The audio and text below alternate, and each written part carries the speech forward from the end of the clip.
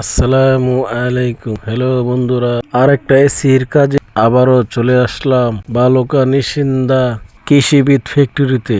এই এসিটির সমস্যা হয়েছিল সার্কিট থেকে, তাই আজকে নতুন সার্কিট উস্তাদের হাতে লাগানো হচ্ছে। ভিডিওটি আপনারা দেখতে থাকুন।